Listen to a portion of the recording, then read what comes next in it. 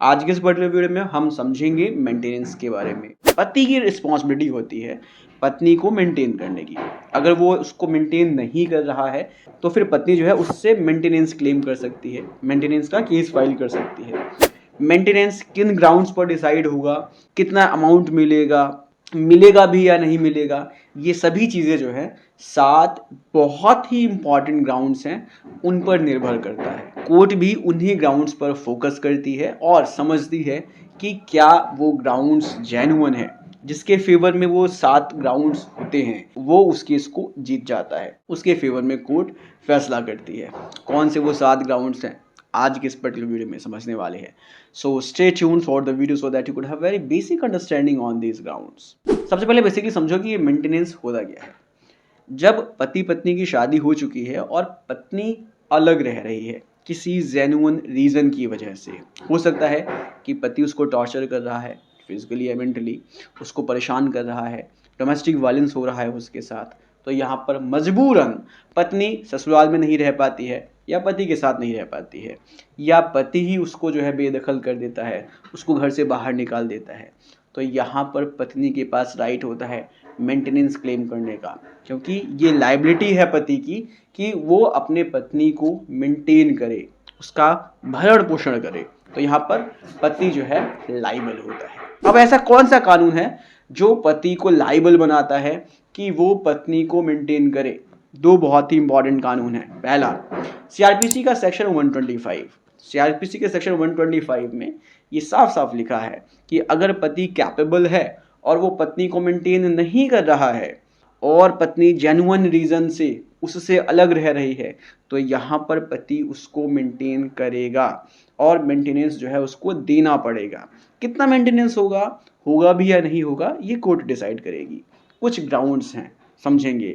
इसके साथ ही साथ दूसरा लॉ है protection of woman from domestic violence act, 2005 में ये कानून आया था। इसमें भी अगर पत्नी के साथ डोमेस्टिक वायलेंस हो रहा है, पति अगर पत्नी को परेशान करता है, मारता है, पीटता है, मेंटली या फिजिकली उसको टॉर्चर करता है, या उसके घर वाले उसको जो है परेशान करते हैं, तो यहाँ पर भी पत्नी के पास राइट है कि वो मेंटेनेंस क्लेम कर सकती है। तो इस तरह से इन 2 कानूनों की हेल्प से पत्नी अपने पति के अगेंस्ट मेंटेनेंस क्लेम कर सकती है, और जब वो क्लेम करेगी तो फिर कोर्ट में मैटर जाएगा और फिर मैटर जो है कोर्ट डिसाइड करेगा कि मेंटेनेंस मिलना चाहिए या नहीं मिलना चाहिए। तो अब बेसिकली हम आते हैं अपने मेन टॉपिक पर कि क्या है वो ग्राउंड्स जिन ग्राउंड्स पर कोर्ट डिसाइड करता है मेंटेनेंस को। चलिए 1 बाय 1 करके हम अभी अपने 7 इंपॉर्टेंट ग्राउंड्स को समझने वाले हैं। बहुत ही ज़्यादा इंपॉर्टेंट ग्राउंड्स हैं ये। कोर्ट इन्हीं ग्राउंड्स को कंसीडर करती है मेंटेनेंस देने के लिए। जिसके फेवर में ज़्यादा ग्राउंड्स होंगे या वो ग्राउंड्स जिसके फेवर में ज़्यादा स्ट्रॉन्ग होंगे, वो जो है मेंटेनेंस के केस को जीत जाता है। चलिए 1 बाय 1 करके स्टार्ट करते हैं और समझते हैं बेसिकली क्या है वो 7 इंपॉर्टेंट ग्राउंड्स। सबसे पहले पहला ग्राउंड है लिविंग स्टैंडर्ड। शादी के बाद पति पत्नी दोनों ही साथ में किस लिविंग स्टैंडर्ड में रह रहे थे। मतलब ये कि क्या शादी के बाद पति पत्नी एक लग्जूरियस लाइफ स्पेंड कर रहे थे। पति के पास क्या एक बहुत ही अच्छा घर था, एक बहुत ही अच्छी गाड़ी थी, एक बहुत ही हाई फाई लिविंग स्टैंडर्ड था, या उसके पास टूटी फूटी साइकिल थी, किराए के घर में रहते थे और एक एवरेज ज़िंदगी जो है बिताते थे। ये है लिविंग स्टैंडर्ड।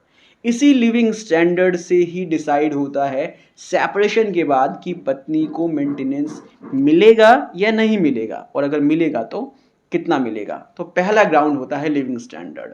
कोर्ट हमेशा देखती है कि लिविंग स्टैंडर्ड पहले कैसा था। शादी के बाद दोनों ही व्यक्तियों का, पति या पत्नी दोनों का ही साथ में लिविंग स्टैंडर्ड कैसा था। ये पहला ग्राउंड है। अब इसके बाद जो दूसरा ग्राउंड है वो है रिसोर्सेज ऑफ इनकम। सेपरेशन के बाद पति और पत्नी दोनों का ही अलग अलग जो इनकम है वो किस रिसोर्स से आ रहा है और कितना आ रहा है। क्या पति ज़्यादा पैसा कमाता है, उसके पास मल्टीपल रिसोर्सेज हैं इनकम के।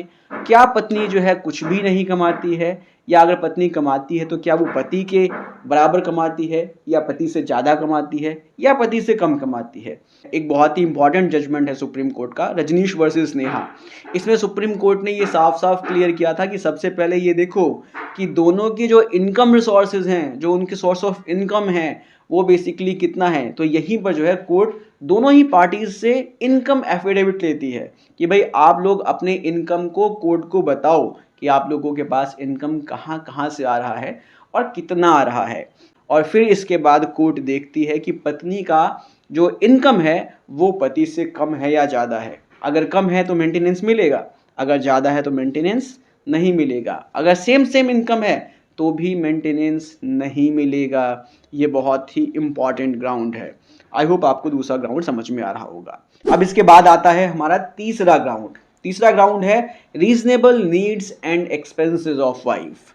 जो वाइफ है उसकी जो ज़रूरत है वो कितनी है, उसके खर्चे कितने हैं, ये चीज़ें जो है कोर्ट देखती है। अब इस चीज़ को मैच किया जाता है लिविंग स्टैंडर्ड से।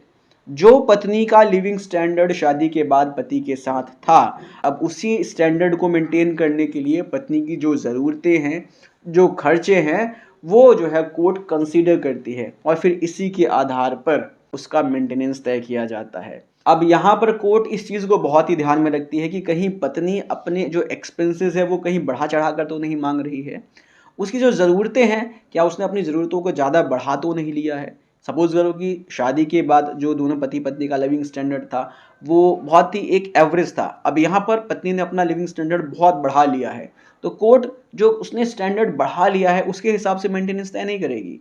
जो उसकी रीजनेबल नीड्स हैं, जो उसके पहले वाले स्टैंडर्ड को मैच कर रही हैं, उसके हिसाब से उसके मेंटेनेंस को तय किया जाता है। तो यहाँ पर बहुत ही इंपॉर्टेंट बात जो कोर्ट को समझनी होती है वो होती है जो रीजनेबल एक्सपेंसेस हैं, जो रीजनेबल नीड्स हैं उस पत्नी की, उसके हिसाब से मेंटेनेंस तय किया जाता है। ये बहुत ही इंपॉर्टेंट फैक्टर है, बहुत ही इंपॉर्टेंट ग्राउंड है। अब इसके बाद जो आता है चौथा ग्राउंड, वो है बच्चे के मेंटेनेंस के बारे में।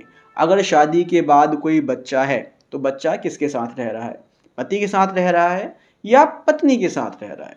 अगर पति के साथ रह रहा है तो फिर बच्चे के मेंटेनेंस की कोई ज़रूरत नहीं है, पति उसको अपने आप मेंटेन करता है। लेकिन अगर बच्चा पत्नी के साथ है तो उसकी जो ज़रूरतें हैं, उसके पढ़ाई का खर्च, उसको पालने का जो खर्च है, या जो भी एक्सपेंसेस जो रीजनेबल एक्सपेंसेस हैं, उसको मेंटेन करने के लिए कोर्ट उसको भी कंसीडर करता है और फिर इस आधार पर मेंटेनेंस को तय करता है कि कितना मेंटेनेंस उस वाइफ को मिलना चाहिए। ये चौथा ग्राउंड है। अब इसके बाद जो पांचवा ग्राउंड है वो है उस वाइफ की कैपेसिटी और कैपेबिलिटी पर कि वो कितना अर्न कर सकती है, उसकी क्षमता कितनी है, क्या वो पढ़ी लिखी है या अनपढ़ है। अगर पढ़ी लिखी है तो वो कितना जो है कमा सकती है, क्या वो खुद कमा कर उस लिविंग स्टैंडर्ड को मैच कर सकती है या नहीं, या वो जानबूझकर नहीं कमा रही है, बस पति से पैसा ऐंठना है, इस वजह से वो काम नहीं कर रही है।